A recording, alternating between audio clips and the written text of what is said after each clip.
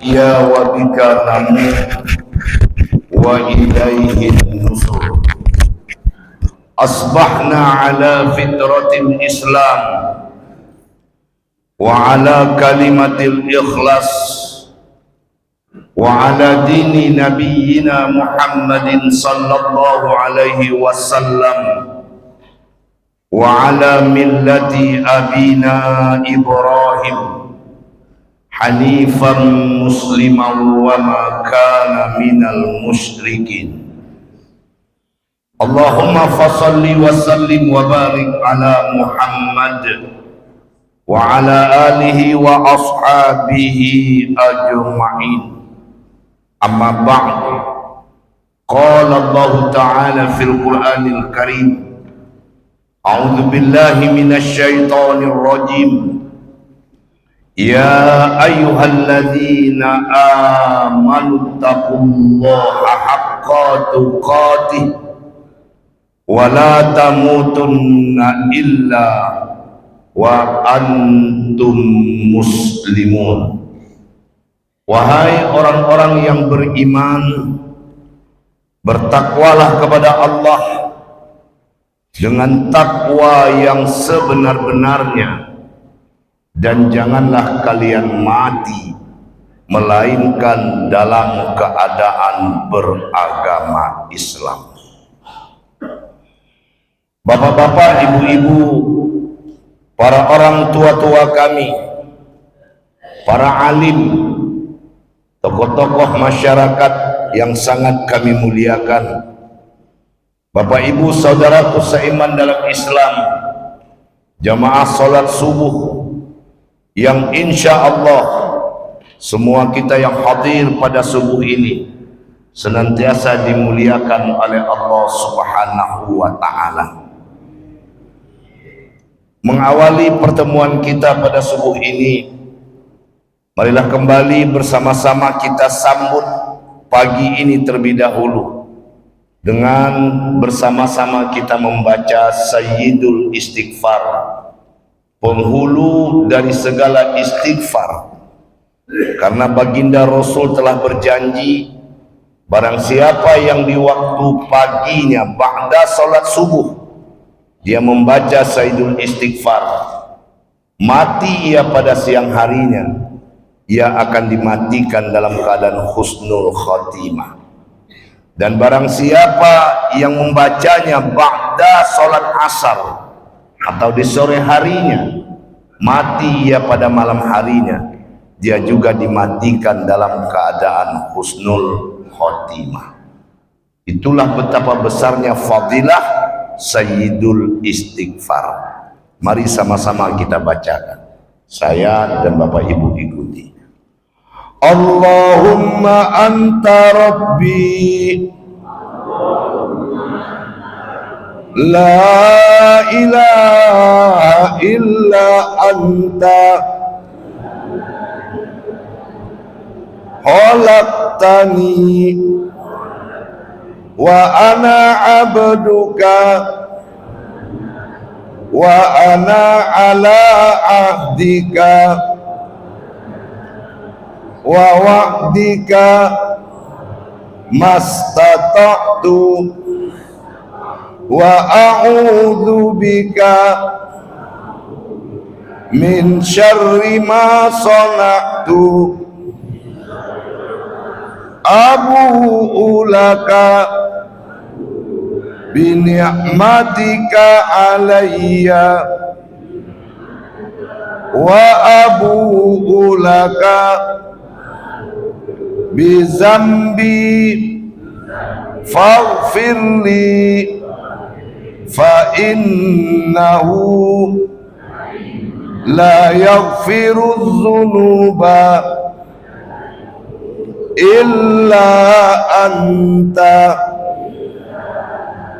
Amin ya rabbal alamin.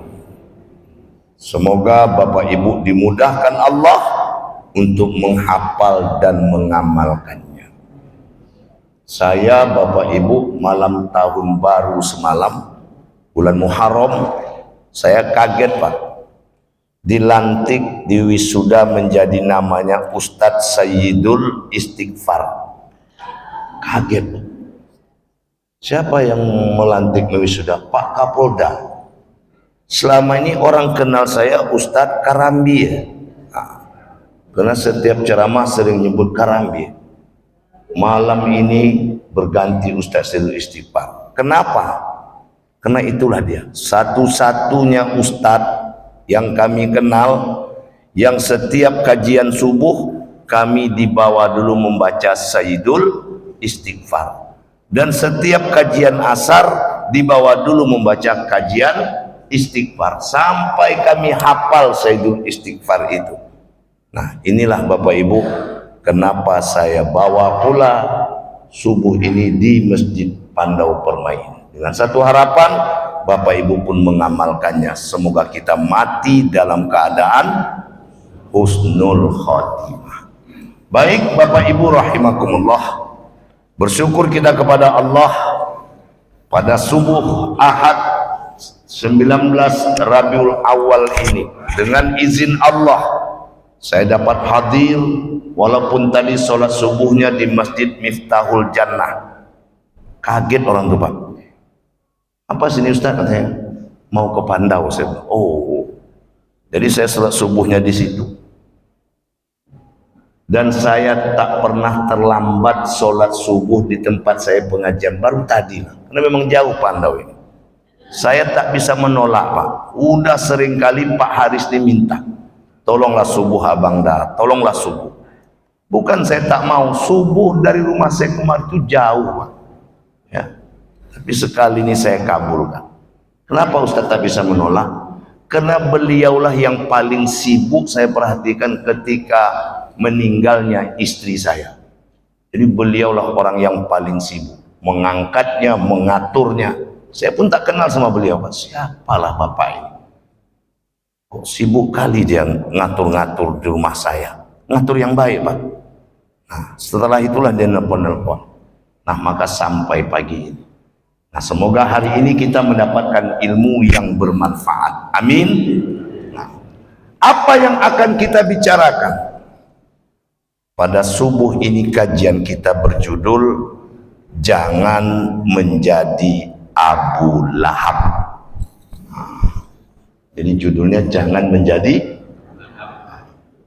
Dan saya Bapak Ibu tidak mau pakai tanya jawab seperti dikatakan pembawa acara tadi. Di mana-mana saya nggak pernah ngaji pakai tanya jawab. Kalau Bapak Ibu mau tanya jawab, undang LCMA.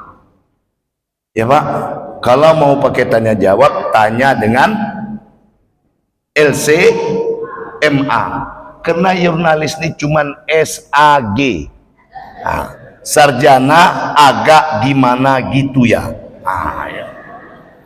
Jadi kalau ada unek-unek Bapak, tanyalah sama LCMA. Ya anda usah dokter lah, paling tidak LCMA. Nah, baik Bapak Ibu rahimakumullah. Siapa itu Abu Lahab?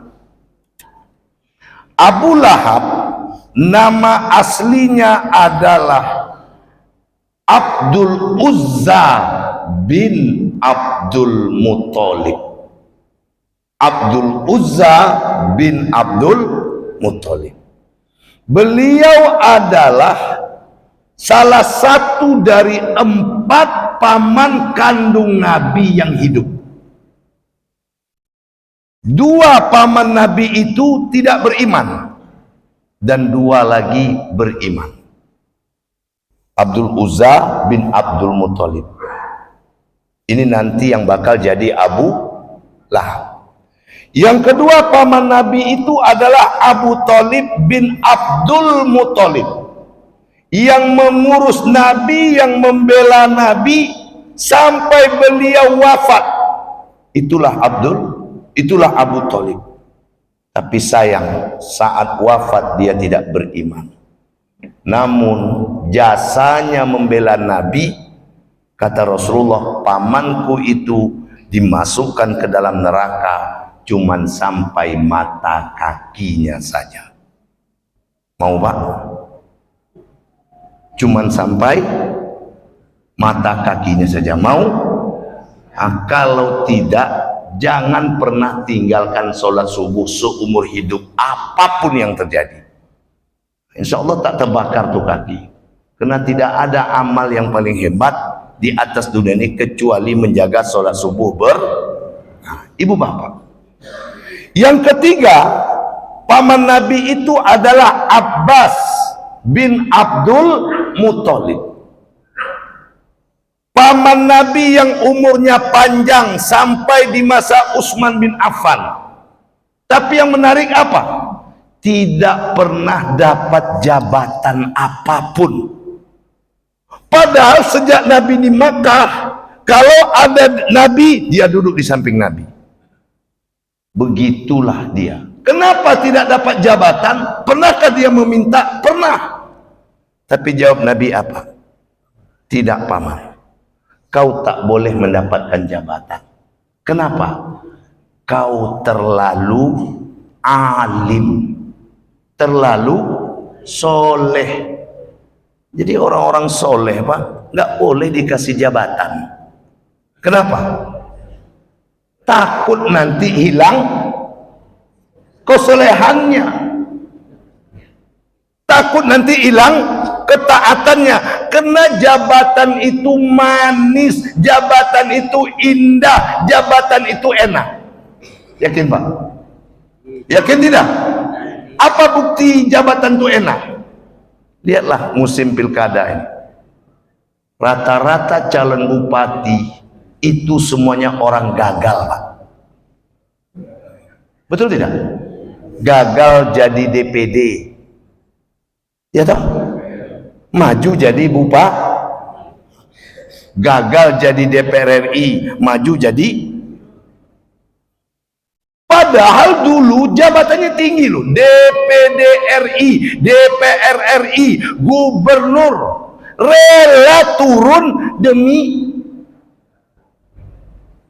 Jadi jabatan tuh manis. Nah, ketika Nabi katakan seperti itu, yang paling marah itu siapa? Ali, Bang. Dipanggilnya paman ini. Karena Abbas juga paman Ali. Karena Ali anak Abi Thalib, paman. Kalau memang beliau tak mau ngasih engkau jabatan gubernur atau menjadi qadhi, menjadi hakim, mintalah kepadanya jabatan yang paling rendah. Apa itu? Jadi pemungut zakat. Kalau sekarang ketua Basnas. Datang, Pak. Ponaanku. Ini kata Abbas ini. Kalau tak bisa jadi gubernur, jadi tuan qadhi, hakim, angkatlah paman menjadi pemungut zakat. Ya Allah, paman. Kalau ku angkat engkau menjadi pemungut zakat, alangkah durhakanya aku selaku keponakanmu. Masa pamanku aku suruh memungut najisnya orang-orang kaya? Itu alasan Nabi. Karena rupanya zakat itu adalah najisnya orang kaya. Maka siapa yang suka makan zakat sembarangan, berarti dia sedang makan. Jadi jangan congok-congok bona dengan harta zakat, kok, Pak. Ya, alhamdulillah kita udah maju, Pak. Di tempat yang belum maju bagaimana pengurus ini? Paling ramai datang waktu rapat panitia amil zakat, Pak. Ramai itu.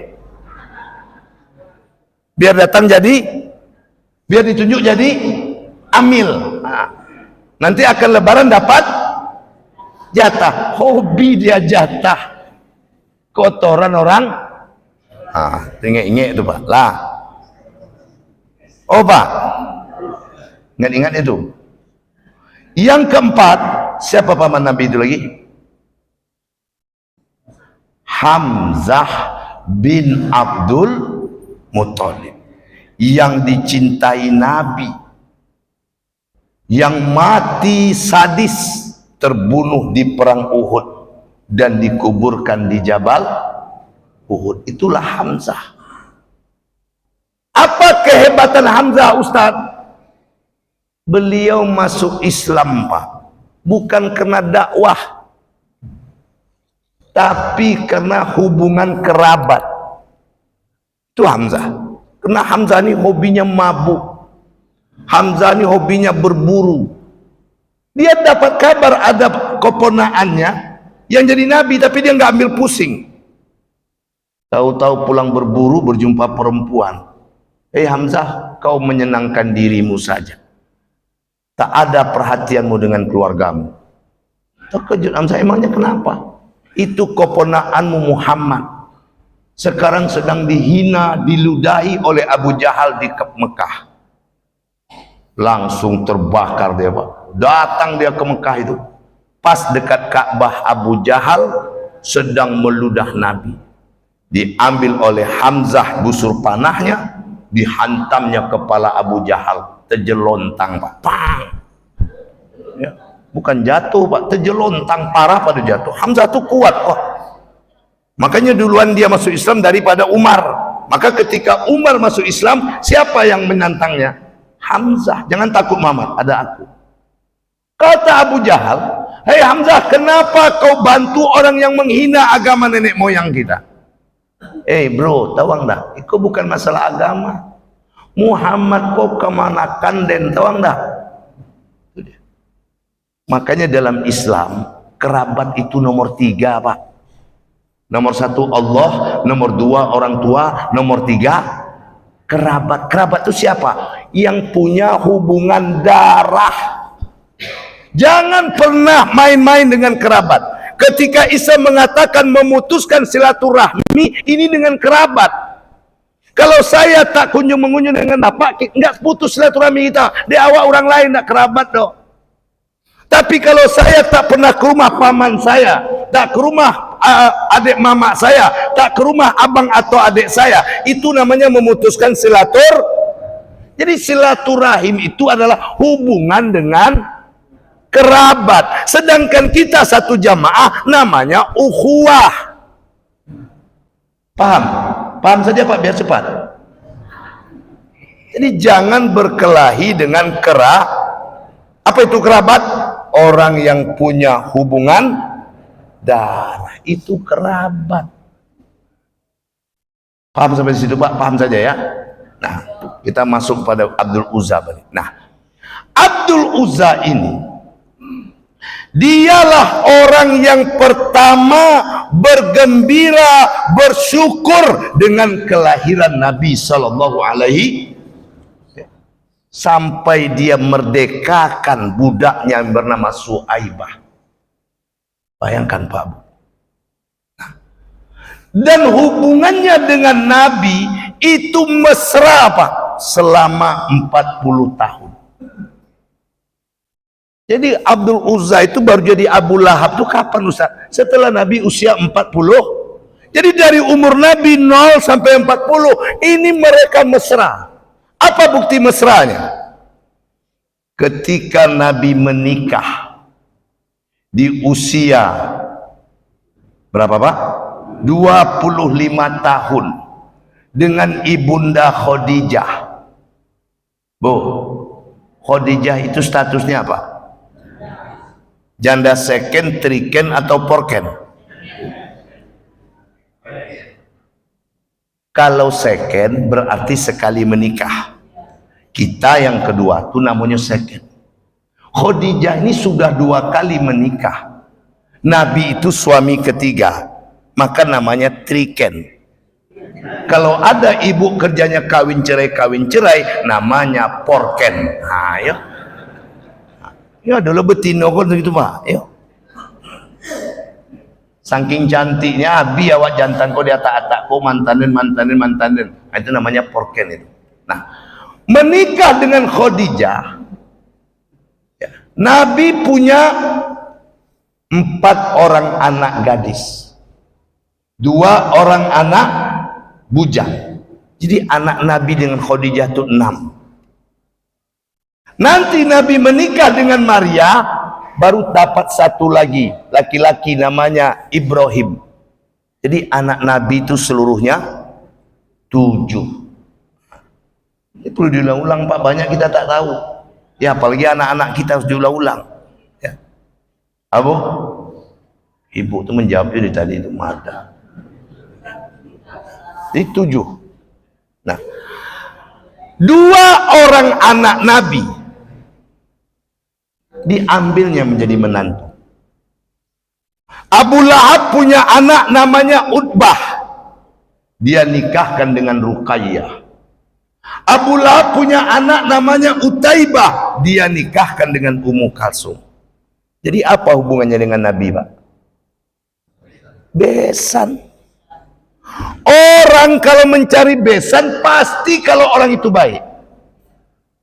Jadi dia luar biasa sampai Nabi itu jadi besan. Lalu ketika Nabi berusia 40, apa yang terjadi? Nabi diangkat menjadi Rasul. Dan ayat awal-awal turun apa? Wa anzir asiratakal aqrabin. Muhammad, sampaikanlah dakwah ini dengan kerabat terlebih dahulu. Sebelum kau dakwah keluar, kerabatmu dulu sampaikan. Nabi naik ke Bukit Safa. Dipanggilnya, hei Bani Hasim, hei Bani Muthalib, hei suku Quraisy, kumpullah kemari. Semua kumpul Pak. Begitu berkumpul, apa kata Nabi? Percayakah kalian kalau kukatakan di balik bukit itu ada musuh yang mengintai kita? Semua mengatakan percaya. Kenapa percaya?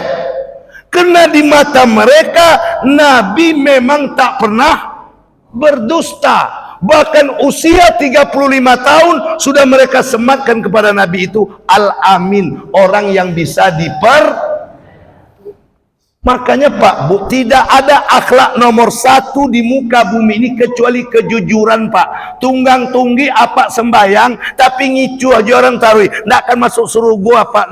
Ngerti itu nggak? Oh Pak, ya. Tunggang tunggi kita sholat tapi kerja ngicu, nipu. Siapa saja ditipu. Calon bupati pun ditipu. Datang si A, wak jo apa? Datang apa? Wak jo apa? Udah Pak, Nabi kita sudah mengatakan, inna sidqa yahdi ilal birri wa innal birra yahdi ilal jannah. Jujurlah. Karena jujur itu membawa kebaikan, kebaikan membawa kepada sorga. Di surah At-Tahrim, ya ayyuhalladzina amanu, hai orang-orang beriman, ittaqillah, bertakwalah kepada Allah, wa kunu ma'as shodiqin, dan hiduplah bersama orang-orang yang jujur. Ayat itu Pak, iman kita pertaruhan jujur itu. Hai orang-orang beriman, bertakwalah kepada Allah, wa kunu ma'as shodiqin, hiduplah bersama orang-orang yang jujur. Sekarang apa yang terjadi? Wa kunu ma'al bayar, hiduplah bersama orang-orang yang bayar. Cibola Tuhan.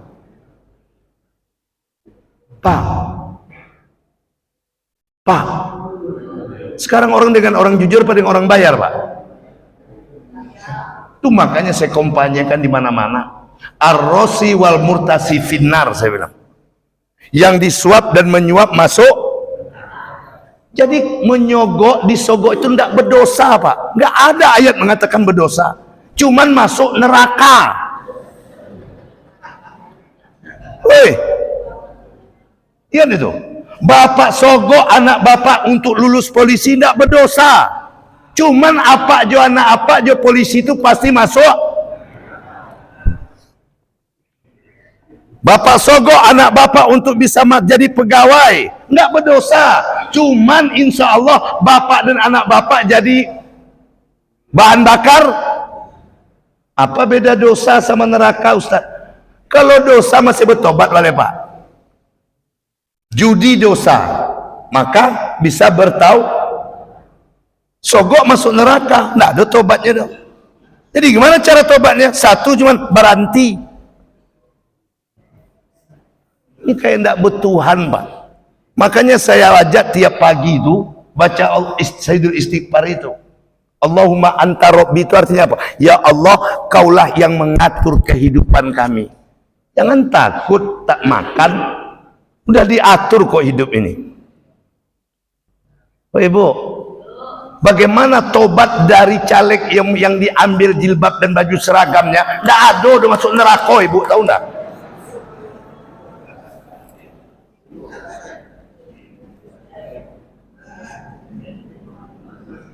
Woi, tu nggak telinga tu nak? Alai deh. Sekarang mohon maaf Pak, ya, paling payah mencari orang yang benar itu Pak. Nah, baik, kita lanjut. Apa kata mereka? Kami percaya wahai Muhammad, engkau tak pernah berdusta. Kalau begitu, percayalah bahwa aku telah diangkat menjadi Rasul. Tinggalkan berhala kalian, sembahlah Allah, kalian akan beruntung. Mendengar kalimat itulah datang Abdul Uzza, diambilnya batu. Celaka engkau Muhammad. Untuk itukah kau kumpulkan kami? Celaka engkau. Dilempar Pak. Begitu dilempar, ayat ini pun turun. Tabbat yada, langsung menjadi Abi Lahab biwatab. Bukan Muhammad yang celaka, tapi celakalah kedua tanganmu Abu Lahab secelaka-celakanya. Abi Lahab watab, watab itu artinya secelaka-celakanya. Berubah nama menjadi Abu Lahab. Apa arti Abu Lahab?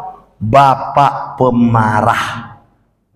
Jadi kalau ada di Pandoko apa-apa pemberang, yo, taunya berang aja Pak. Itulah dia bapak yang bernama Abu.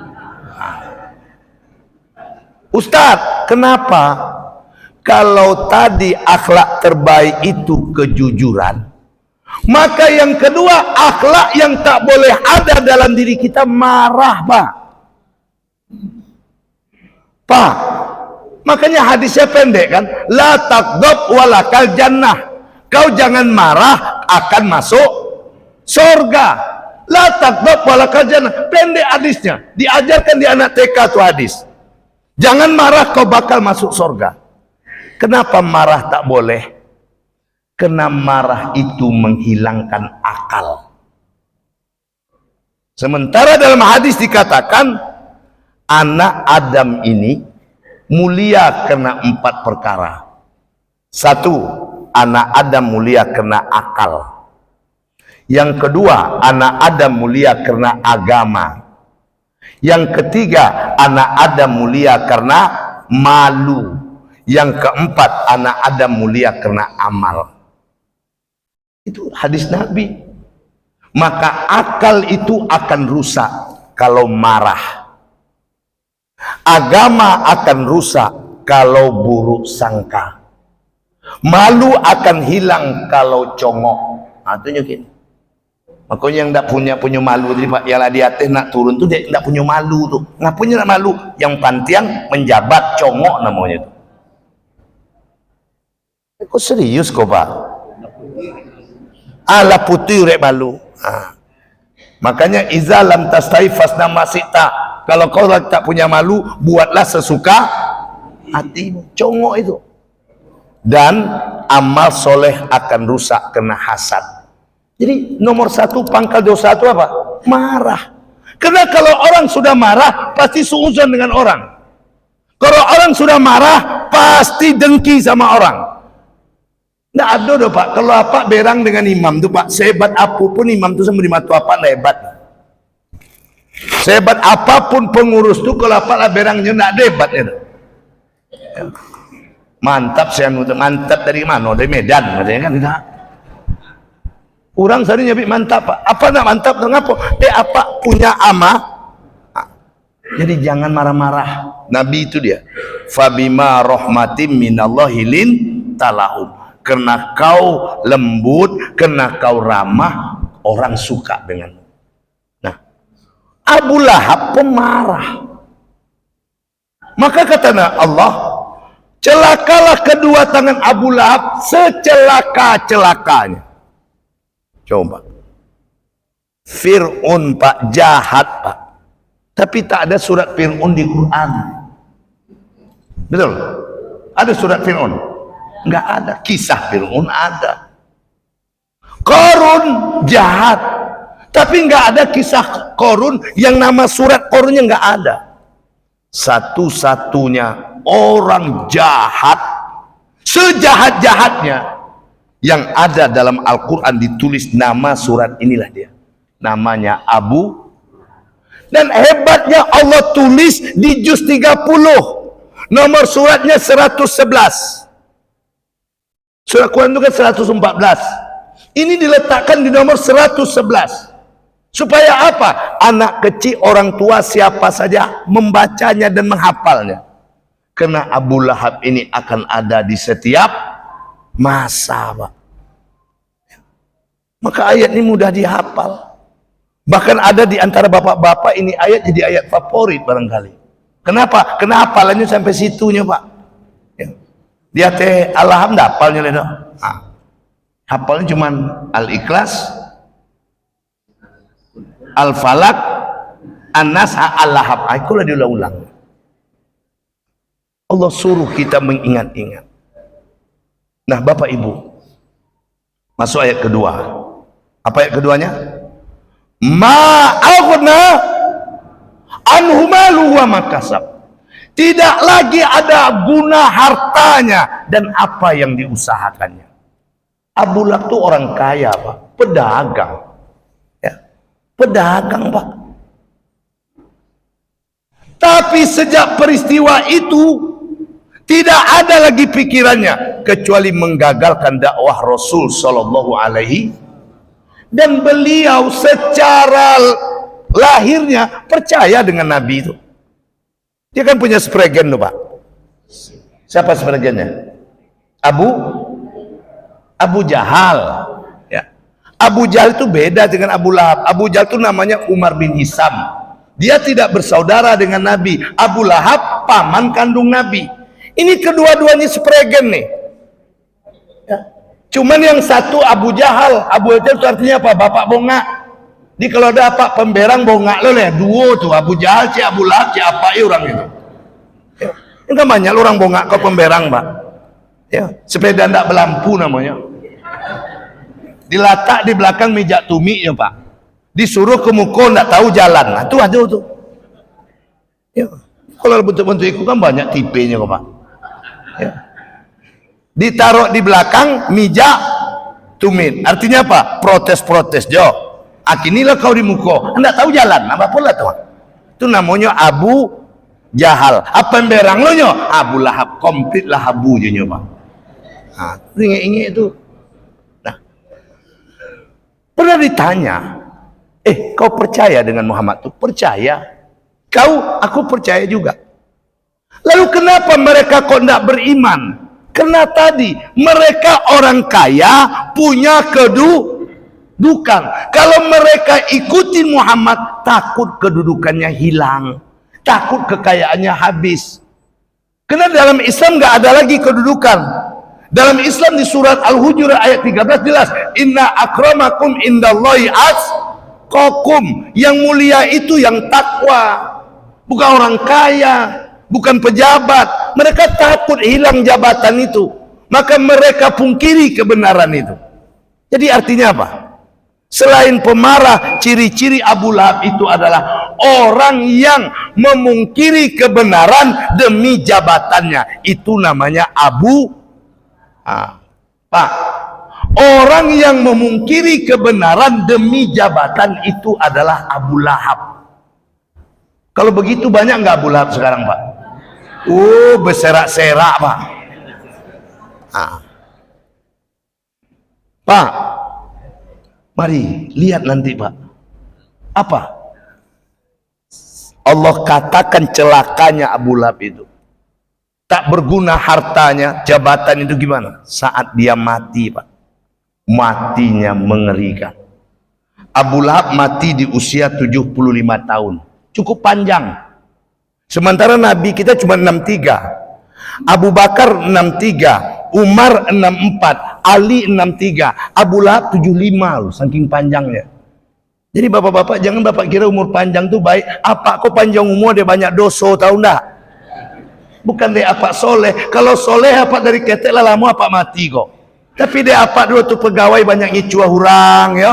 Waktu muda banyak berjudi, banyak bercewek, maka Allah panjangkan umur apa. Dia Allah kasihan dimintanya apa memanfaatkan umur untuk bertaubat, tahu enggak? Karambian nyuy ya. Nih, umurku berkah. Tengok-tengok masa lalu, Pak.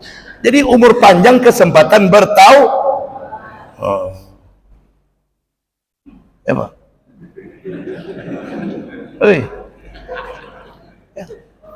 Nah, ini jujur, Pak. Coba lihat. Siapa yang ngisi kajian subuh ini jamaahnya, Pak? Rata-rata udah pensiun. Ya. Waktu dinas potang mana ada bantu iko, aduh dok, lah pensiun nak do kojol ya baru aja datang Pak, jujur aja lah, yona. Maka fullkan Pak di saat tua ini supaya matinya Nah, Abu Lahab mati di usia 75 tahun, 7 hari setelah perang Badar. Bertambah sakitnya mendapat kabar matinya Abu Jahal. Jadi Abu Jahal itu mati di perang Badar. Lehernya dipenggal oleh sahabat Nabi yang bernama Abdullah bin Mas'ud. Mati Abu Jahal. Dan matinya sangat menyedihkan. Bagaimana menyedihkan? Busuknya luar biasa, Pak. Ini yang Allah sindir ya. Jadi orang zalim itu matinya pasti menggenaskan, Pak. Nah, maka saya lagi nunggu nih Abu Jahal itu mati. Bapolah Pak Jako mati besok ya. Kepingin saya lihat. Karena itu kata Quran bukan kata jurnalis. Walau tara idzil mujrimuna nakisu ru'usihim. Walau tara idziz zalimu fi ghamaratil maut wal malaikatu basitu aidihim akhriju anfusakum. Itu kata Allah. Kalau kalian lihat orang-orang zalim berada dalam sakaratul maut, malaikat memukul-mukulkan tangan mereka. Lihat Pak sejarah, lihat tuh Quran. Di Quran Allah cerita tentang Namrud. Siapa Namrud? Kalau tidak tahu bilang Allah alam Pak, jangan pura-pura mikir waktu pendek kok. Namrud itu raja yang membakar Nabi Ibrahim. Ya. Kalau tidak tahu bilang Allah alam, coba itu Pak. Waktu jalan jolah. Bagaimana matinya Namrud? Bagaimana matinya Namrud? Masuk lalat ke dalam kepalanya. Lalu berhari-hari dia pukul tuh kepalanya. Baru mati. Bagaimana Hajjaj bin Yusuf? Siapa Hajjaj bin Yusuf? Panglima perang di masa Khalifah Malik bin Marwan. Yang dalam biodata para ahli sejarah hobinya membunuh. Jadi nama Hajjaj bin Yusuf, jabatan panglima perang, hobi membunuh. Ada orang hobi membunuh, Pak. Awak lumayan hobi mancing. Ya. Ini membunuh. Bagaimana matinya? Itu kan sejarah, Pak Ustadz. Udah lama. Yang sekarang dong ceritanya. Presiden Turki sebelum Erdogan. Siapa, Pak? Anda yuk tahu dong, siapa? Kemal Atatürk. Bagaimana matinya? Busuk. Busuk saja. Nah, Abu Lahab ini saking busuknya, tak ada orang yang mau mendekatinya, Pak. Akhirnya sepakat mereka mencari kayu yang panjang, lalu digali lubang, kayu itu mendorong jasadnya masuk ke dalam lubang itu. Lalu dari jauh dilemparkan batu untuk menutup lubang itu. Itulah kematian orang-orang yang zolim. Jadi jangan sekali-kali berbuat zolim. Itu apa? Zolim itu tidak adil. Zolim itu artinya tidak adil. Jadi setiap sesuatu ketidakadilan namanya zolim. Itu sekarang yang banyak terjadi. Tunggulah, idikku kan mati, Pak. Ya. Kalau sudah mati apa yang kita lihat? Ternyata kuburan pejabat, kuburan rakyat sama-sama 1x2 meter. Orang yang dikuburkan di tanah pribadi keluarganya dengan di tanah pemakaman umum sama-sama 1x2 meter. Apa lagi? Jangan zolim. Ma'auna anhumalu wa ma kasab. Luar biasa. Jadi jahatnya Abu Lahab itu gawat, Pak. Maka matinya hina. Nah, ibu bapak, ayat yang ketiga, saya selana Ronzata lahab, kelak dia dimasukkan ke dalam api yang bergolak. Tidak ada lagi tempatnya, pasti neraka. Karena di akhirat itu tidak ada tempat ketiga. Apa yang ada? Surga, neraka, neraka, surga. Nggak ada di tengah-tengah, Pak. Jadi jangan apa kecekkan anda bercampur minyak juayi. Ya. Awak nak masuk neraka, awak masuk surga je. Enggak. Ya. Dan itu tersiksa. Makanya di Al-Quran ada nama surat Surat Al-A'raf. Apa arti Al-A'raf? Tempat yang paling konyo yang dosa 50-50 tu. Diletakkan di tempat yang paling tinggi, dia tengok penghuni neraka itu terambah sakitnya. Ditengoknya surga itu tambah keinginannya. Nah, Bapak Ibu, masuk kita ayat keempat. Kena waktu, Pak. Kau ayat kompek kau tonang, Pak. Untuk ibu-ibu. Baca ayat keempatnya, Bu. Baca ayat keempatnya.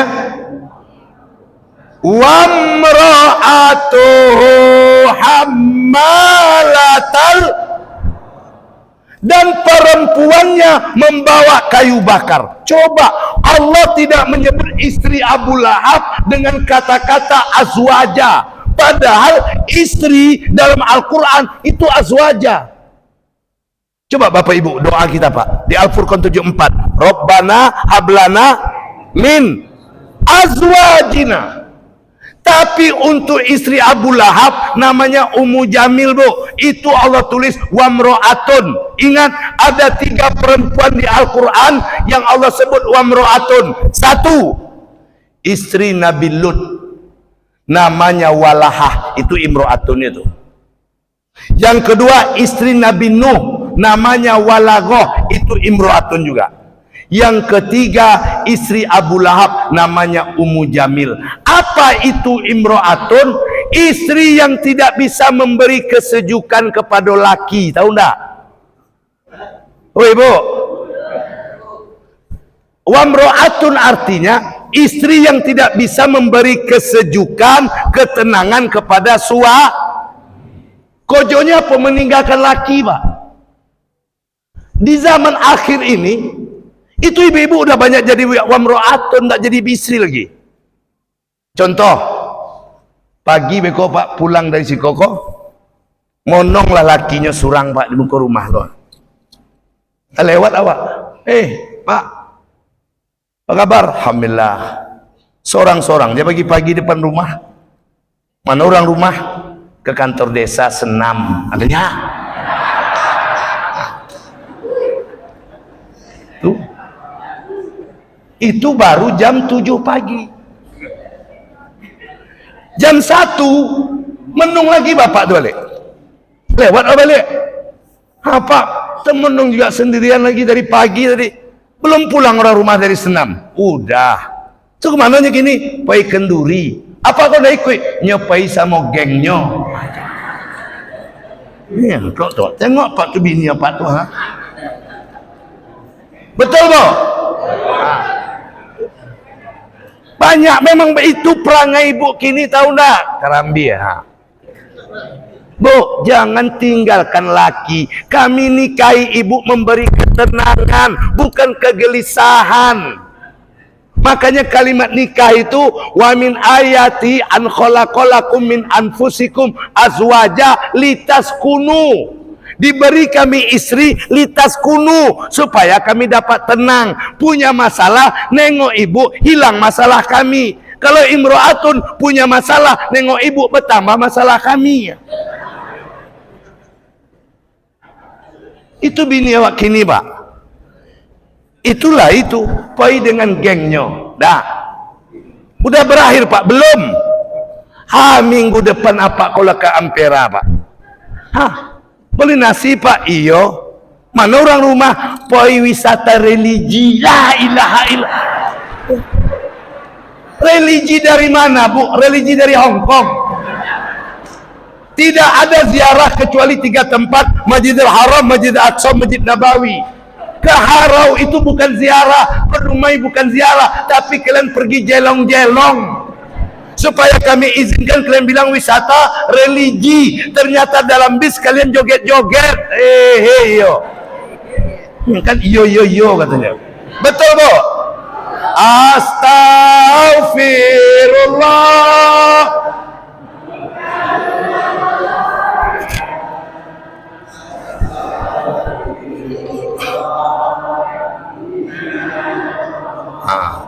Nah, kami ibu-ibu Majelis Taklim Pandau Permai pada hari Ahad 19 Rabiul Awal kuliah subuh bersama Ustaz Jurnalis berjanji takkan meninggalkan laki kami lagi. Amin. Berjanjikan tuh.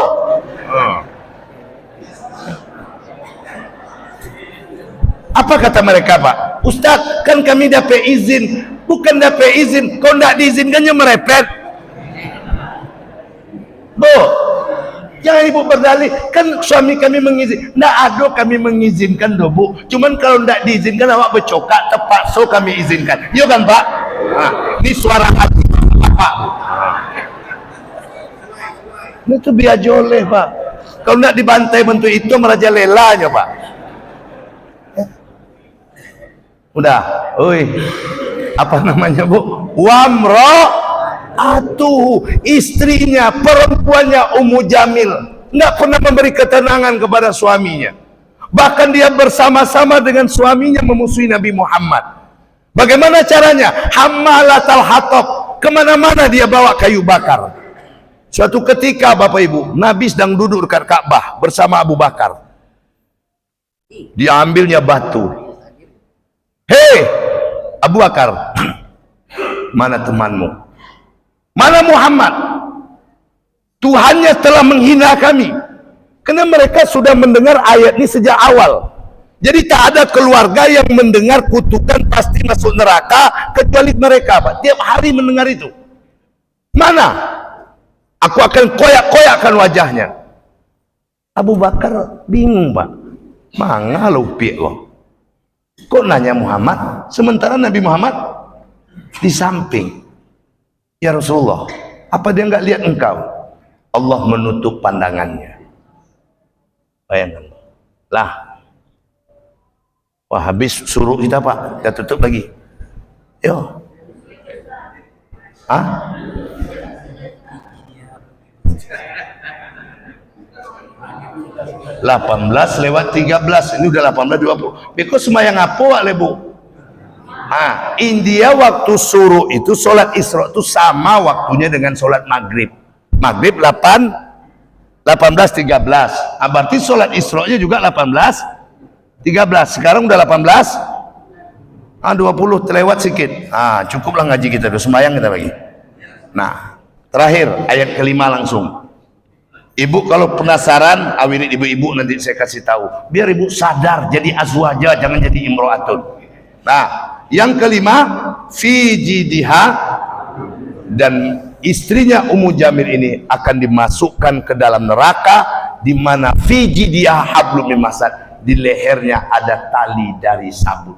Begitulah keluarga Abu Lahab, bini masuk neraka, laki masuk neraka, anak juga masuk neraka. Tapi saat anaknya ada yang tak masuk neraka, masuk Islam setelah itu.